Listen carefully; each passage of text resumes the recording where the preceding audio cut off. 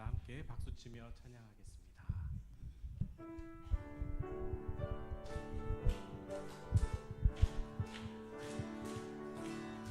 내 주 하나님, 내 주 하나님, 넓고 큰 은혜는 저 큰 바다보다 깊다. 너고 닷줄을 끌어 깊은 데로 저 한가운데 가보라. 언덕을 떠나서 창파의 배 띄워 내 주의 해수 은혜의 바다로 내 맘껏 져가라. 왜 너 인생은 언제나 거기서 저 큰 바다 물결 보고 금인 모르는 깊은 바다 속을 한 번 헤아려 안 보나. 언덕을 떠나서 창파의 배 띄워 내 주의 해수 은혜의 바다로 내 맘껏 져가. 나는 사람이 얕은 물가에서 저 큰 바다 가려다가 찰싹거리는 작은 파도 보고 마음이 졸여서 못 가네. 언덕을 떠나서 창파의 배 띄워 내 주의 해수 은혜의 바다로 내 맘껏 져가. 자고 가거라 이제 곧 가거라 저 큰 바다의 바다 향해. 자고 내노를 저 깊은 데로 가라. 망망한 바다로 언덕을 떠나서 창파의 배 띄워 내 주의 해수 은혜의 바다로 내 맘껏 져. 다시 한번 불러보겠습니다. 내 주 하나님, 내 주 하나님, 넓고 큰 은혜는 저 큰 바다보다 깊다. 너고 닷줄을 끌어 깊은 데로 저 한가운데 가보라. 언덕을 떠나서 창파의 배 띄워 내 주의 해수 은혜의 바다로 내 맘껏 져가라. 왜 너 인생은 언제나 거기서 저 큰 바다 물결 보고 금인 모르는 깊은 바다 속을 한 번 헤아려 안 보나. 언덕을 떠나서 창파의 배 띄워 내 주의 해수 은혜의 바다로 내 맘껏 져가라. 많은 사람이 얕은 물가에서 저 큰 바다 가려다가 찰싹거리는 작은 파도 보고 마음 약하여 못 가네. 언덕을 떠나서 창파의 배 띄워 내 주의 해수 은혜의 바다로 내 맘껏 져가. 자고 가거라 이제 곧 가거라 저 큰 은혜 바다 향해. 자고 내노를 저 깊은 데로 가라. 망망한 바다로 언덕을 떠나서 창파의 배 띄워 내 주의 해수 은혜의 바다로 내 맘껏 져가라. 나의 기쁨 나의 소망 되시며 나의 생명이 되신 주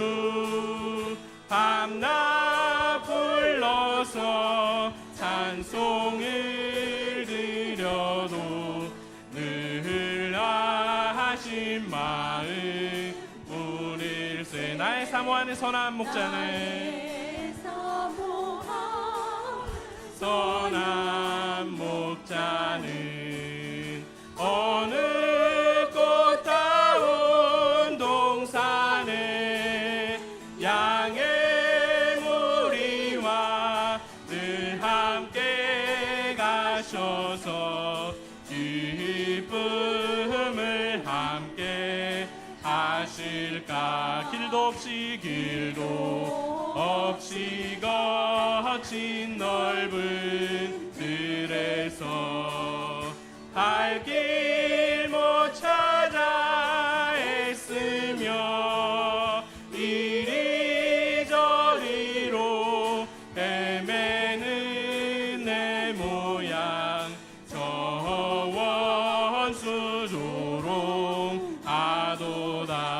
주의 자비롭고 화평한 얼굴 모든 천사도 반기며 주의 놀라운 진리의 말씀에 전지가 화답하도. 나의 진정 사모하는 예수님 음성조차도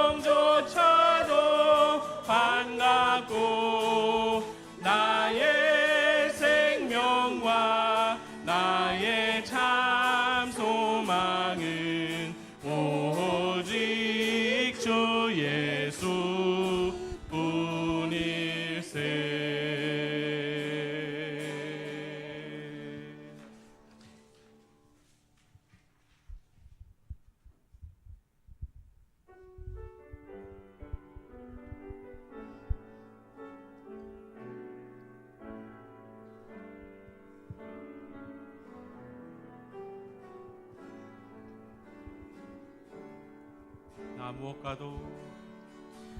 나 무엇과도 주님을 바꾸지 않으리.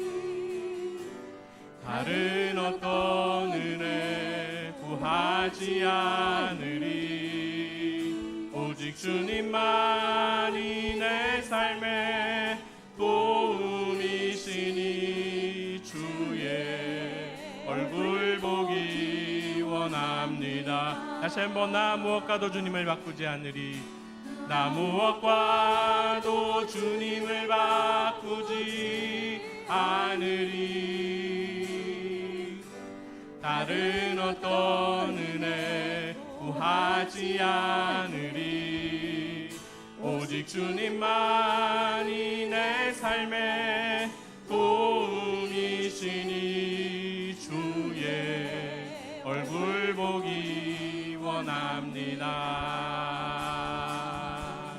주님 사랑해요.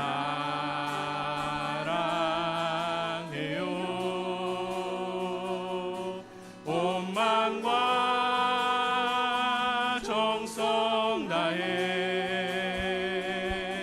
하나님의 신실한 친구 되기 원합니다. 다시 한번 나 무엇과도 주님을 바꾸지 않으리. 나 무엇과도 주님을 바꾸지 않으리. 다른 어떤 은혜 구하지 않으리. 오직 주님만이 내 삶의 도움이시니 주의 얼굴 보기 원합니다. 주님 사랑해요. 주님 사랑해요.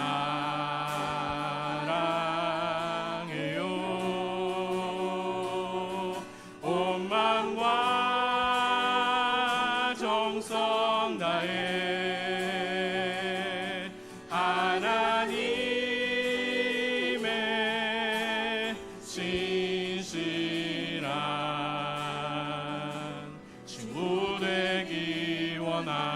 주님 사랑해요. 주님 사랑해요.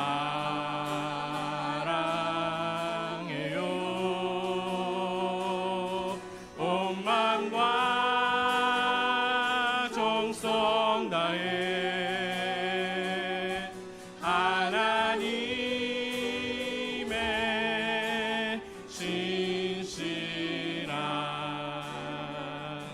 친구 되기 원합니다.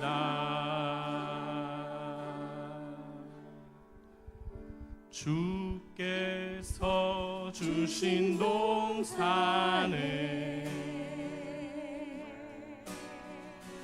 땀 흘리며 씨를 뿌리며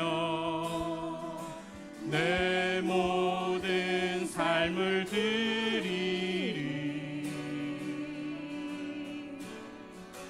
날 사랑하시는 내 주님께 비바람 앞을 가리고 비바람 앞을 가리고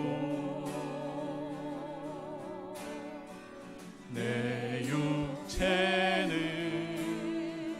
쇠잔에 져도 내 모든 삶을 드리리.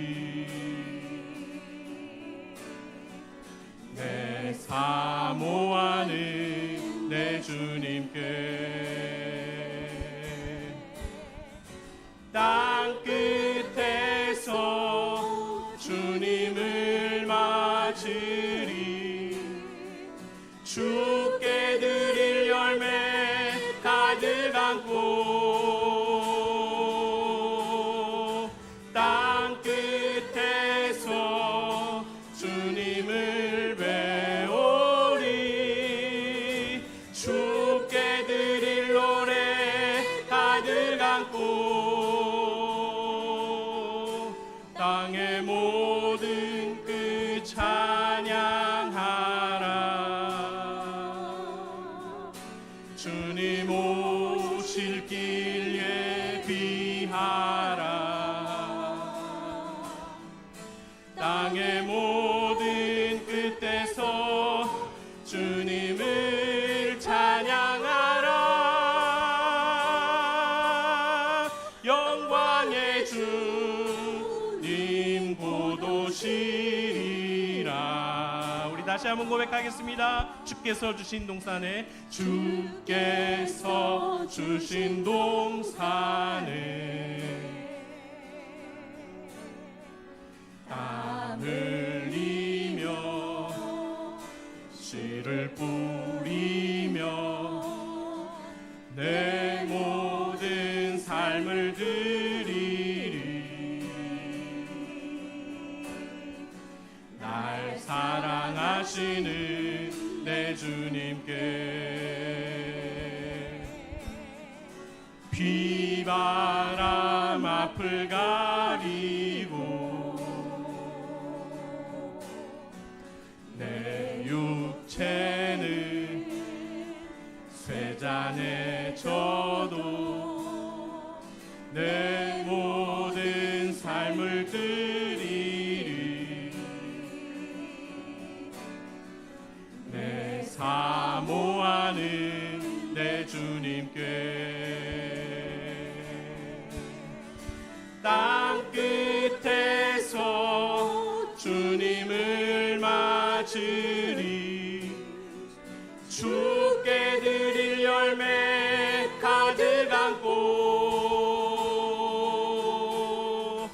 땅 끝에서 주님을 배우리. 주께 드릴 노래 가득 안고 땅의 모든 끝 찬양하라. 주님 오실 길 예비하라. 땅의 모든 끝에서 주님을 찬양하라. 영광 오시리라. 땅의 모든 끝에서 땅의 모든 끝 찬양하라. 주님 오실 길 예비하라. 땅의 모든 끝에서 땅의 모든 끝에서 주님을 찬양하라.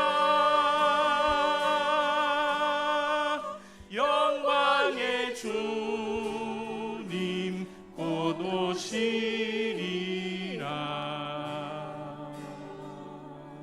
시간 기도하면서 예배로 나아가겠습니다.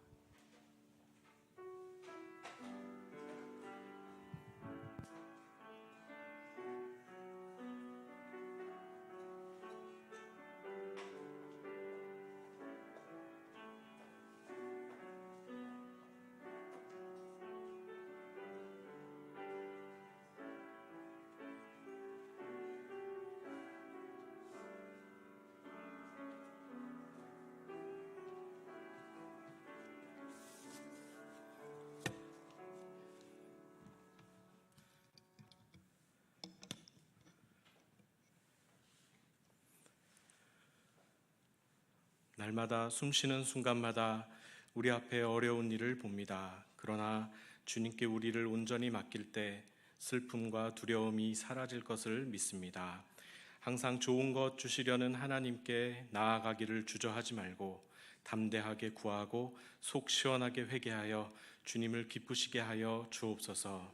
수요 기도회로 모였습니다. 예배 안에서 힘을 얻게 하시고 세상을 분별하게 하시고 우리 자신을 십자가에 못 박아 질그릇같이 연약한 우리 안에서 오직 생명의 주님만 드러나게 하시옵소서.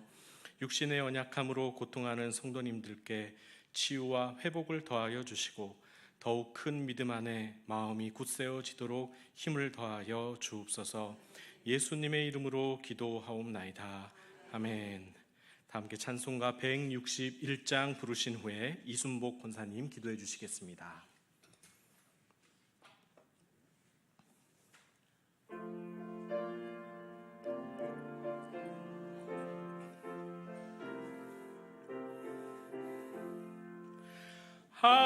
할렐루야. 우리 예수 부활 승천하셨네.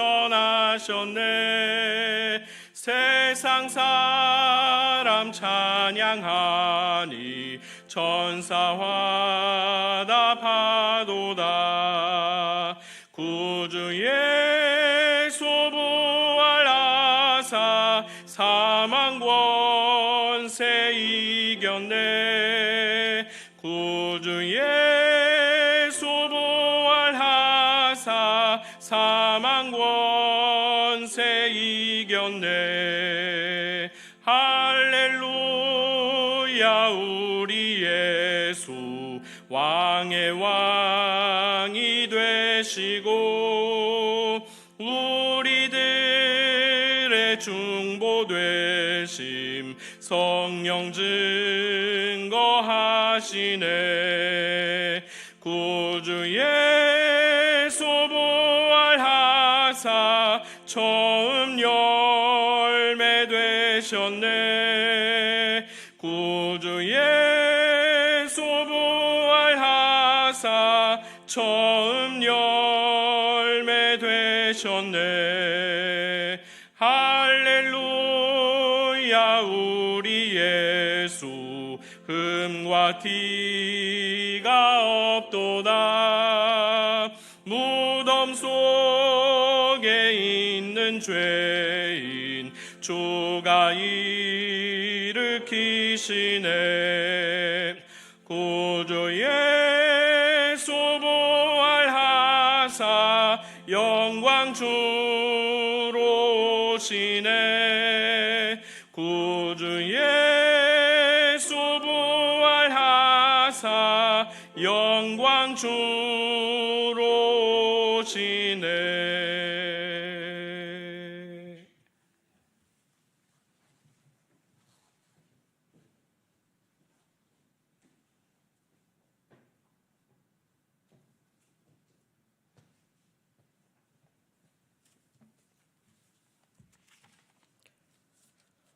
우리의 운명의 주체이신 하나님 아버지, 주님의 말씀을 실천하려고 노력해 봤는가 오늘도 되돌아봅니다. 그저 머리 숙이고 일으켜 세울 수 없음을 고백합니다. 숨쉬는 것조차도 죄인인데도 우리 주님은 교만한 우리를 이 시간에도 감싸 주십니다. 그 은혜에 감사를 드리며 주 예수님 이름으로 용서하여 주셔서 그리스도 안에서 영적으로 온전히 자라난 생명체 교인이 되게 하여 주시옵소서. 이 세상에는 한 번이라도 교회에 오는 것이 소원이신 분들도 있습니다. 우리는 주님의 은혜로 아주 편하게 교회를 매일 몇 시간 드나들면서 교회 오래 다녔다고, 직분이 있다고, 직분이 높다고, 믿음이 좋다는 기준이 있던가요? 교회는 종교 집단도 아니고 종교 단체도 아닌 오직 그리스도의 몸임을 항상 인지해서 영적 몸통은 분리돼 도토리 키재기인 육신의 몸통은 분리지 않게 하셔서 훗날에 주님 앞에 서서 상급이 정갈하도록 해주시며 주님을 욕먹이는 신앙인이 되지 않게 하소서. 현실은 불안, 초조, 긴장인 세상이어도 그리스도의 자녀인 우리는 두려움이 우상이 되지 않게 하시고 두려움 때문에 죄를 짓지 않게 해주시옵소서. 나는 실패해도 하나님은 실패하지 않으시기 때문입니다. 찬양을 드리고자, 말씀을 전하고 듣고자 애쓰는 이 시간에 우리 모두가 주님께만의 예배자가 되게 하시옵소서. 완벽하신 그 이름 예수님의 이름으로 기도드립니다. 아멘.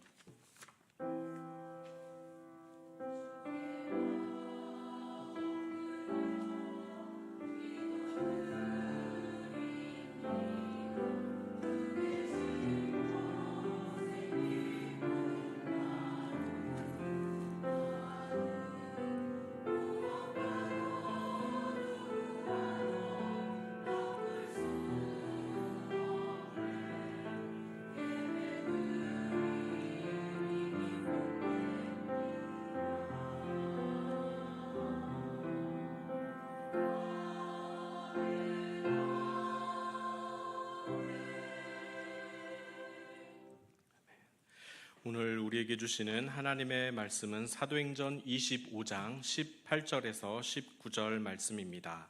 신약성경 231면 사도행전 25장 18절에서 19절 말씀을 함께 봉독하겠습니다. 시작. 원고들이 서서 내가 짐작하던 것 같은 악행의 혐의는 하나도 제시하지 아니하고 오직 자기들의 종교와 또는 예수라 하는 이가 죽은 것을 살아있다고 바울이 주장하는 그 일에 관한 문제로 고발하는 것뿐이라. 아멘. 두보라 찬양대의 찬양이 있겠습니다.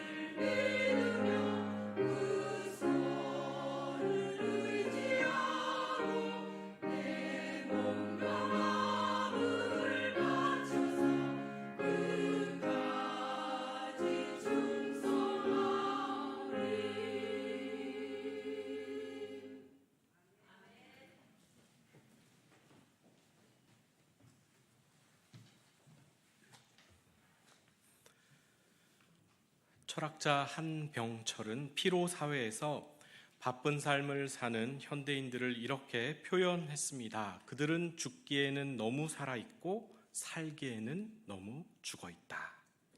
갖고 싶은 거 많고 되고 싶은 거 많고 싶은 거 많고 누리고 싶은 게 많아서 이 땅에서 낙을 누리느라 정작 자신의 죽음을 맞이할 준비가 안 됐다는 말입니다.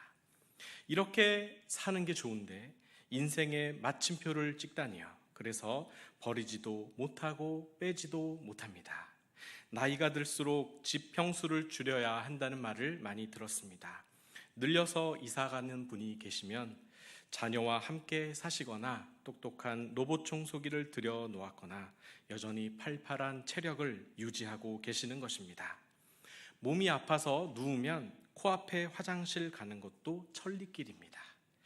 결혼을 하고 제가 살던 9평짜리 원룸에 아내가 들어왔습니다. 결혼식을 마치고 처가 식구들이 그것도 신혼집이라고 그래도 보고 싶다며 들어오셨는데 장모님이 아내를 보시며 깊은 한숨을 쉬셨습니다. 그 표정을 아직도 잊지 못합니다. 장모님께는 미안한 마음이 있었고 제 자신에게는 자존심이 좀 상해 있었습니다. 그런데 돌아보면 그때가 알콩달콩 재미있었습니다. 침대에서 내려와 발을 디디면 거기가 안방이자 주방이자 현관이었습니다. 부부싸움을 해도 맨날 코앞에서 봐야 하니까 반드시 그날 풀어야 했습니다. 감사하고 과분하게도 지금껏 살아본 사택 중에 지금이 가장 큰 평수에 살고 있는데 침대에서 내려와 발을 디디면 한참을 나가야 주방이 나오고 뛰어가야 거실이 나오고 종아리가 뻐근할 때쯤이면 현관에 도착합니다. 평생 이보다 더 넓은 집에 살 능력도 없고 넓은 집을 구할 필요도 없지만 만약에 누가 이보다 더 큰 집에 들어와 살라고 하면 저는 손사래를 칠 것 같습니다. 둘만 사는데 이 방 저 방 뛰어다닐 일이 있나?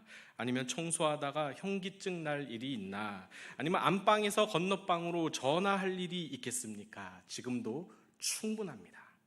아니 과분합니다. 넓어서 좋은 게 아니라 이제는 적당한 게 좋습니다. 음식도 꼭꼭 눌러서 채워야 좀 떨어지고 막 이렇게 쌓여서 떨어져야 돈이 아깝지 않았는데 이제는 접시 한쪽이 휑하니 비어만 있어도 맛만 있으면 돈이 아깝지 않습니다. 아니 저 부목사가 죽을 준비를 하나 왜 저러나 하셔도 죄송하지만 저도 곧 50인데 내년이 50이란 얘기는 아닙니다. 집안에 안 쓰는 물건이 쌓이면 답답합니다. 그리고 왠지 갖다 버리고 싶습니다. 배가 꽉 차게 먹으면 이제 세상 만사가 다 귀찮아집니다. 지난번 금요 기도회 때 한번 나누었는데 예수님이 마태복음 11장에서 이렇게 말씀하셨습니다. 수고하고 무거운 짐진 자들아 다 내게로 오라. 내가 너희를 쉬게 하리라. 나는 마음이 온유하고 겸손하니 나의 멍에를 메고 내게 배우라. 그리하면 너희 마음이 쉼을 얻으리니 이는 내 멍에는 쉽고 내 짐은 가벼움이라. 어떤 번역가가 이 유명한 말씀에 제목을 붙였습니다. 자유롭고 가볍게 사는 법, 이렇게 실제로 성경을 번역했습니다. 마음에 쏙 듭니다. 예나 지금이나 자신 스스로에게 우리가 인생의 짐을 더하며 살게 되어 있습니다. 여행을 떠나보면 압니다. 짐을 쌌다가 풀었다를 반복해보면 괜히 넣어봐야 짐만 되는 것들이 꼭 있습니다. 무게를 오버하면 비용이 추가되니까 그때야 정신이 번쩍 들어서 짐을 빼기 시작하지요. 전에 지금은 은퇴하신 원로 목사님이 저의 첫 부임 설교를 들으시고 사무실로 부르셨습니다. 뭘 잘못했지 하며 긴장을 했는데 아주 간단 명료하게 충고해 주셨습니다. 너 표현에 다이어트해. 생각이 많고 복잡하니까 제 설교도 그렇다는 것입니다. 이해가 됐습니다. 남들이 하나 생각할 때 저는 보통 몇 가지를 생각하고 있습니다. 그 생각을 다 원고에 쓰니까 듣는 분들이 복잡해지죠. 그래서 아동부나 중고등부에서 이제는 원고 없이 10분 정도 설교를 계속하면서 그때 그 충고가 뭔지 이해가 되고 있습니다. 아이들에게 설교는 단순할수록 좋죠. 그런데도 여전히 단순해지지 못한 제 자신을 보는데, 그래서 설교 원고를 다 써놓고도 이 원고가 너무 복잡하게 느껴지니까 못 읽습니다. 제 설교를 못 읽습니다. 생각의 다이어트를 해야 되는데 시간이 갈수록 복잡해지니 참 어렵습니다. 복음서에서 예수님이 하신 말씀을 보면 놀라울 정도로 간단 명료하고 마음을 찌르는 무엇인가가 있습니다. 생각이 단순해서 그렇다고 생각됩니다. 무식하다는 말이 아니라 항상 하나님 앞에 기도하면서 자신을 하나님의 뜻에 던져 버리셨기 때문입니다. 그래서 예수님의 말과 행동은 하나였습니다. 고민하거나 갈등할 필요가 없으셨습니다. 생각이 많아질 이유가 없었습니다. 그러나 우리는 말과 행동이 다르고 아는 것과 삶이 다르니까 늘 복잡합니다. 이것이 바로 서두에 말씀드린 한병철 씨의 외침, 현대인들은 죽기에는 너무 살아있다는 것의 현실판입니다. 줄여야 할 때 넓히고 빼야 할 때 더하니 유종의 미를 거두기가 점점 어려워집니다. 이번에는 그 두 번째 문장을 살펴보려고 합니다. 현대인들은 살기에는 너무 죽어있다, 이렇게 표현했습니다. 인간답게 살기에는 정신과 마음이 죽어있다는 뜻 같습니다. 기독교 서점이 문을 닫고 일반 서점도 눈에 잘 띄지 않습니다. 그래도 속초에는 큰 서점이 2개나 버티고 있는데 인구가 2-3배 많은 강릉에는 큰 서점이 없어서 웬만하면 인터넷으로 주문해야 됩니다. 기독교 서점도 딱 하나 남아있고요. 사느라 바쁘다고 하는데 바쁜 만큼 기도는 하지 않고 책도 성경도 점점 읽지 않습니다. 정신적인 여유가 주는 그 풍요로움과 삶의 여유, 그리고 인간적이고 인격적인 면들이 사라져가니 이웃지간도 더 각박해져 갔습니다. 사택의 위층과 층간소음으로 한참을 옥신각신했습니다. 주말만 되면 밤 11시 넘어 아이들이 뛰어다니는 건 보통이고 관리소에 말을 해도 자기들도 골칫거리라며 전달만 할 뿐이었습니다. 그러다 갑자기 8.15 광복이 찾아온 것처럼 기적같이 윗집이 이사를 갔습니다. 하나님이 기도에 응답하셨다 하며 기뻐했는데 여전히 뛰는 소리가 들리는 것입니다. 이상했습니다. 그러다가 지난주에 계단에서 이사간 윗집 아저씨랑 마주쳤습니다. 그간 참아온 감정이 있으니까 그냥 지나치지 않고 제가 먼저 말을 걸었습니다. 어젯밤에도 11시에 뛰던데 좀 너무하신 거 아닙니까? 했더니 도리어 저를 째려보면서 아니 이사가서 사람이 없는데 뛰긴 뭘 뛰어요 하면서 먼저 차에 타고 휙 가버리셨습니다. 기분이 이상했습니다. 이사한 사람이 왜 여길 나타났을까? 어제 위층에서 또 들린 소리는 무엇인가? 그런데 더 놀랄 일이 벌어졌습니다. 그 대화 후에 2-3일간 아무 소리도 안 들리다가 역시 얼굴을 보고 대화를 하고 할 말을 해야 되겠구나 했는데 이번 주 월요일 새벽기도 후에 단잠에 빠져 있던 7시쯤 더 큰 소리가 위층에서 들리면서 몇 사람이 분주하게 쿵쿵거리는 소리에 잠이 깼습니다. 이사를 오는 것이었습니다. 월요일 새벽부터 이사 오는 집이 어디 있나 하면서 잠이 깼습니다. 물어보니 경비실 아저씨도 관리소에 아무 연락도 하지 않고 새벽에 이사 왔다면서 뭐라고 하시더라고요. 첫 대면부터 얼굴 붉히고 싶지 않아서 저는 아침부터 그냥 집을 나왔습니다. 이웃지간인데 새벽 시간에 이사를 오면 아랫집 윗집에 먼저 양해를 구하거나 공지를 붙여 놓았으면 그냥 참고 지나갈 일을 이웃지간에 왜 이러나 하고 씁쓸했습니다. 신앙적으로는 어떤가요? 예수님을 따라 살기에는 우리의 믿음이 작다 못해 죽어있는 것만 같습니다. 기도하면서 맡긴다고 해놓고 작은 거 하나도 따질 때가 많습니다.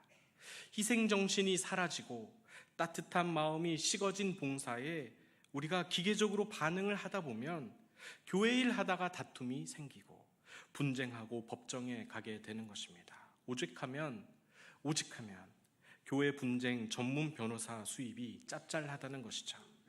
성경은 세상 법정에서 시시비비 가리지 말라고 했는데 꺼리만 생기면 교회 정관도 총회법도 다 무시하고 일단 법정으로 달려가니 안타깝습니다. 일반인들이 보면 아니 저 교회는 자기들끼리 갈등도 스스로 풀지 못하면서 무슨 화해고 용서고 사랑을 말하는가 하며 불신하게 될 것 같습니다. 하나님의 백성을 하나님의 말씀이 다스리지 못하고 세상 법정이 다스리면 하나님의 백성이 맞는가? 하나님의 법이 적용되지 않고 하나님의 말씀을 따르지 않는 교회가 무슨 교회인가? 그냥 세상 조직일 뿐입니다. 사람답게 살지도 못하고 그리스도인답게 살지도 못하면 세상 사람들은 누구를 보고 예수님을 만나겠습니까? 누구에게 예수님의 십자가 용서를 경험해 보겠습니까? 어디 가서 하나님의 사랑을 받아 보겠습니까? 그래서 하나님의 말씀대로 살기에는 우리가 너무 죽어 있는 것 같습니다. 반면에 예수님은 하나님의 말씀대로 살려고 얼마나 고분분투하셨는지 모릅니다. 마가복음을 보시면 기도하셨다는 표현이 많이 나오는데 사역이 얼마나 바빴으면 시도 때도 없이 가난한 자들이 찾아오고 병든 자들이 찾아오고 귀신 들린 자들이 소문에 소문을 듣고 예수님께 찾아왔습니다. 그래서 식사할 겨를도 없었더라라는 표현도 있습니다. 그런데도 그 일정을 다 소화하시고 난 다음에 새벽 미명에 기도하러 산에 가신 것입니다. 몸은 천근만근이어도 예수님의 마음과 영혼은 사명을 가지고 하나님 안에 살아있게 하려고 그렇게 기도하신 것입니다. 그래서 오죽하면 3년밖에 못하셨을까 종종 생각해 봅니다. 또 예수님의 말이 워낙 세하죠. 행동도 굉장히 급진적이었습니다. 바리새인들과 종교 지도자들이 한 길로 왔다가 7길로 도망하곤 했으니 그들이 예수님을 없애자고 하는 것이 마땅했던 것입니다. 그렇게 하나님의 뜻을 가르치는 대로 사셨고 말하시는 대로 사셨으니 세상 누가 감당할 수 있겠습니까? 그냥 오롯이 3년만 정주행하신 것도 대단하신 것입니다. 이야기가 길었지만 결국 오늘 본문의 바울도 그 길을 가는 것입니다. 무엇이 바울의 삶을 지탱해 주었는가? 무엇이 그의 심장을 뛰게 했는가? 살펴보는 것입니다. 지난번 설교에서는 사명을 말씀드렸습니다. 내 삶에 must가 있는가? 무엇을 해야만 한다라고 하는 그런 말인가? 반드시 해야 된다. 이 강력한 한마디가 내 안에 살아있는가? 하나님은 사방이 막혀있고 죽을 위협에 놓였던 바울에게 너가 반드시 로마도 보아야 하리라. 네가 가이사 앞에 서야 하리라 하고 다 이룰 때까지 절대 죽지 않을 것 같은 그러한 미션을 주셨습니다. 바울은 그거 하나면 충분했습니다. 언제든 죽을 준비가 되어 있었습니다. 그리고 어디서든 하나님의 뜻을 이루기 위해서 살아남아야 한다면 반드시 살아남았습니다. 죽을 준비도 됐고 버틸 각오도 있었기 때문에 바울이 성경에 기록된 것입니다. 우리와 많이 다르죠. 예수님을 가장 많이 닮아 있는 사람이 바울이 아닌가 생각이 됩니다. 예전 사역지에서 추수감사절을 의미 있게 보내자고 담임 목사님이 성도들에게 과일 대신 쌀을 가져오세요 라고 해서 그 쌀을 다 걷어서 지역 교회와 기관들에게 나누어 주었습니다. 처음 해보는 일이어서 담임 목사님과 저 단 둘이 1톤이 넘는 쌀들을 어깨에 올려서 승합차에 싣고 사방을 돌아다녔습니다. 정말 피곤했습니다. 흥미로운 사실은 웬만한 기초생활 수급자나 동사무소에서 보호하는 대상자들은 하나같이 고마워하지도 않고 문도 안 열어주었습니다. 이미 충분한 지원을 받고 있었던 것 같습니다. 그런데 작은 섬의 미자립 교회나 후원으로 운영되는 사회복지기관은 쌀을 얼마나 고마워했는지 모릅니다. 그 중에 가톨릭에서 운영하는 장애인 복지시설 애덕의 집이라고 있었습니다. 현관 로비에 처음에 딱 들어갔는데 눈에 바로 들어오는 큰 액자가 보였습니다. 숨이 멈추지 않는 한 도전하라. 그 붓글씨로 아주 힘있게 쫙 썼는데 보면서 제가 감동이 되더라고요. 2014년 가을 저지 곧자왈에서 임경재 아버님 말씀 임애덕님께 이렇게 썼습니다. 그래서 임애덕님의 이름을 따서 애덕의 집인데 장애인 복지시설 운영하기가 참 어렵죠. 그런데 그 한마디를 실천하며 살아온 것이 느껴지더라고요. 숨이 멈추지 않는 한 도전하라. 한마디가 얼마나 큰 능력인지 제 두 눈으로 똑똑히 봤습니다. 피곤한 것도 다 잊게 만들더라고요. 저렇게도 사는구나, 큰 일을 이루는구나 생각했습니다. 성도님들도 하나님이 주시는 사명을 가지고 주님 오시는 그날까지 숨이 멈추지 않는 한 도전하시는 믿음의 용사 다 되시기를 축복합니다. 바울을 살아있게 하고 우리를 살아있게 하는 두 번째 주제는 오늘의 주제입니다. 부활입니다. 바울이 끝까지 기댄 사건입니다. 바울을 살아있게 하는 힘이었습니다. 오늘 본문 25장 18절에서 19절을 우리 모두가 함께 읽어보겠습니다. 18절 19절 시작. 원고들이 서서 내가 짐작하는 것 같은 악행의 혐의는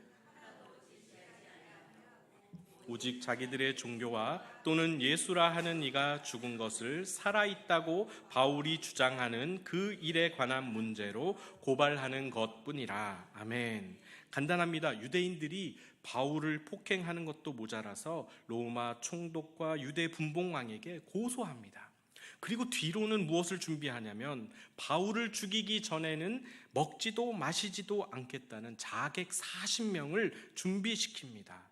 그런데 아무리 따져봐도 바울을 고소하는 이유가 마땅치 않은 것입니다.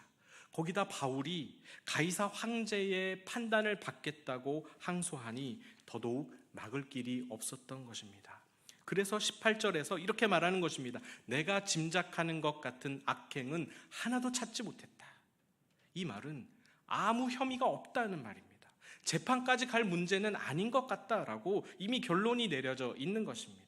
그런데도 대제사장부터 온 공회원들까지 바울 때문에 난리를 치고 있으니 원인을 따져봤을 때 결국은 자기들의 종교적인 문제였다라는 것입니다. 그 종교적인 문제가 무엇이냐면 예수라 하는 이가 죽은 것을 살아있다고 바울이 주장하는 그 일에 관한 문제이다. 죽은 예수가 다시 살아났다고 바울이 주장하고 있는 것입니다. 그것뿐입니다. 다른 문제가 없는 것입니다. 사도행전을 관통하고 있는 주제가 있다면 성령 맞습니다. 사도 맞습니다. 복음 맞습니다. 그러나 이 모든 것을 뒷받침하고 지원하는 대전제가 무엇이냐면 예수 부활 사건입니다. 모든 주제들이 다 예수 그리스도의 부활 사건을 모티브로 움직이고 있습니다. 사랑이 없으면 예언도 방언도 아무것도 아니듯이 예수 부활이 없으면 성령도 사도도 복음도 다 아무것도 아닌 것입니다. 바울이 이것 때문에 생사를 넘나들었습니다. 두들겨 맞고 오해를 받았습니다. 세상에서 버려진 것 같았고 소망이 다 끊어진 것 같았습니다.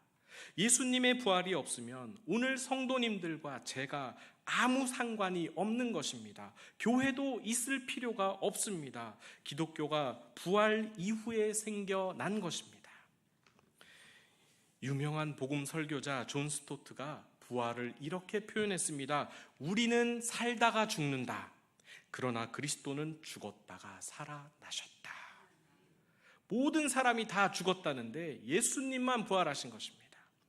이것은 하나님의 권능을 나타내는 성경의 두 가지 방식 중에 하나입니다. 하나는 창조 섭리입니다. 하나님만이 하실 수 있는 일입니다. 두 번째는 부활입니다.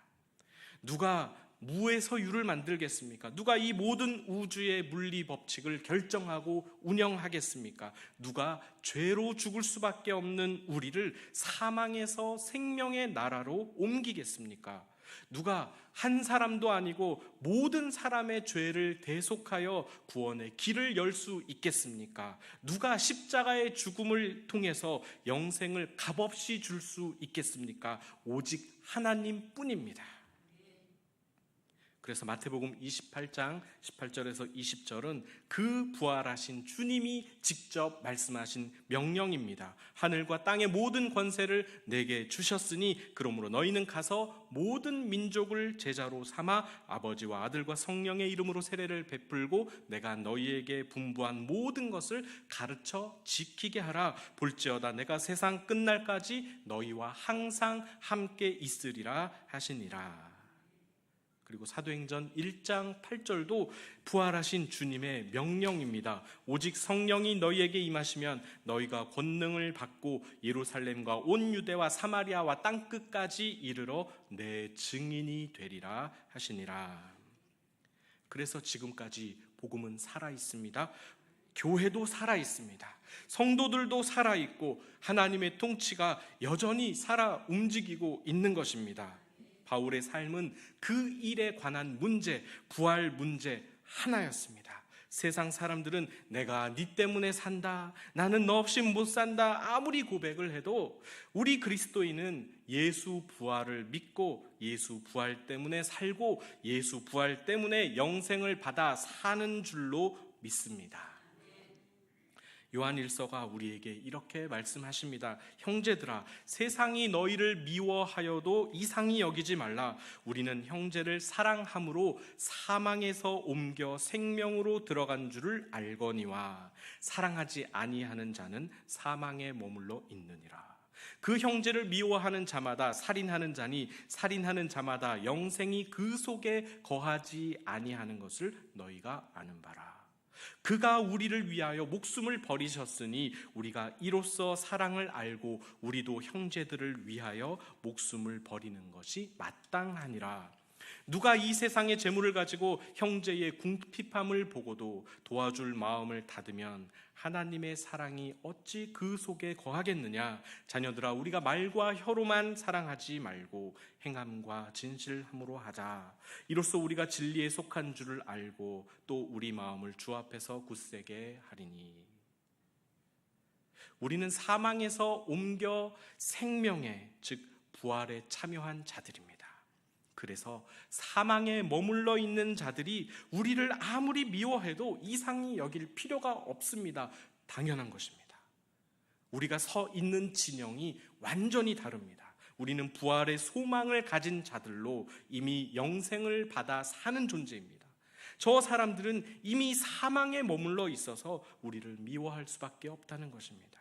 그래서 사람들이 성도님들을 보며 저 사람은 그 일에 관한 문제만 얘기해. 예수가 부활했다는 그 이유 때문에 저렇게 손해를 본다. 저렇게 희생을 하네. 이웃사랑을 실천하는구나 라고 세상이 평가해 주기를 기대합니다. 예수님이 부활하셨기 때문에 오늘 우리가 하나님의 보호 아래 살고 있고 예수님이 부활하셨기 때문에 새벽마다 우리가 주님께 부르짖을 수 있는 것이며 예수님이 부활하셨기 때문에 나는 힘들어도 품어주고 사랑해주는 사람들을 하나님이 주시는 것입니다. 그렇게 살아가시는 성도님들 되시기를 예수님의 이름으로 축복합니다. 기도하겠습니다. 주님 안에서 살고자 하는 자는 죽고자 하는 자는 살게 된다는 진리를 우리가 경험하기 원합니다. 자아가 시퍼렇게 살아있어서 날마다 자기 십자가를 지는 게 실은 우리의 연약함을 불쌍히 여겨 주옵소서.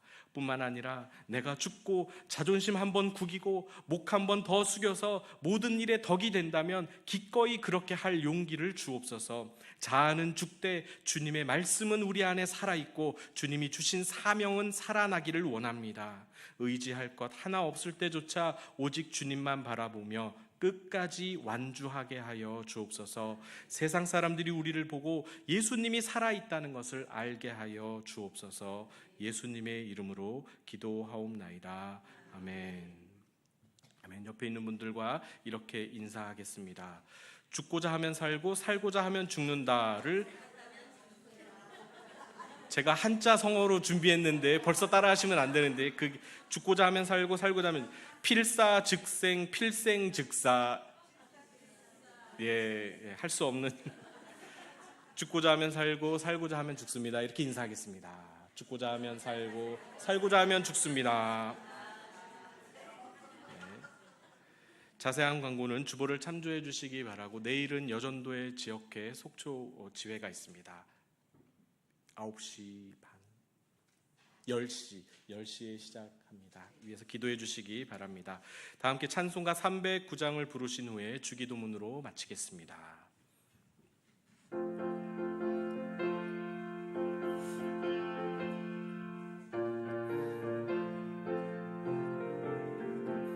목마른 내 영혼 주가 이미 허락한 그 귀한 영생수 주여 갈망합니다. 그 약속 따라서 힘써 간구하오니 오 주여 내 기도 어서 들어주소서. 예수의 사랑 바다 물결같이 내게 임하니 영광의 물결에 온전히 쌓여서 내 영혼의 기쁨 한량 없도다. 한 큰 비 내려주시려 은혜의 저 구름 건너편에 떠올라 그 귀한 징조가 내게 밝히 보이니 나 힘을 다하여 주께 간구합니다. 예수의 사랑 바다 물결같이 내게 임하니 영광의 물결에 온전히 쌓여서 내 영혼의 기쁨 한량 없도다. 은혜의 소낙비 지금 흡족히 내려 구원의 큰 강물 흘러차고 넘쳐서 내 추한 모든 죄 모두 씻어버리니 나 지금 은혜를 충만하게 받았네. 예수의 사랑 바다 물결같이 내게 임하니 영광의 물결에 온전히 쌓여서 내 영혼의 기쁨 한량 없도다. 그 차고 넘치는 주의 은혜의 물결 힘차게 밀려와 내게 만족합니다. 오 할렐루야로 주를 찬송하오니 내 맘의 기쁨이 항상 충만함이라. 예수의 사랑 바다 물결같이 내게 임하니 영광의 물결에 온전히 쌓여서 내 영혼의 기쁨 한량 없도다. 아멘. 하늘에 계신 우리 아버지, 아버지의 이름을 거룩하게 하시며 아버지의 나라가 오게 하시며 아버지의 뜻이 하늘에서와 같이 땅에서도 이루어지게 하소서. 오늘 우리에게 일용할 양식을 주시고 우리가 우리에게 잘못한 사람을 용서하여 준 것 같이 우리 죄를 용서하여 주시고 우리를 시험에 빠지지 않게 하시고 악에서 구하소서. 나라와 권능과 영광이 영원히 아버지의 것입니다. 아멘.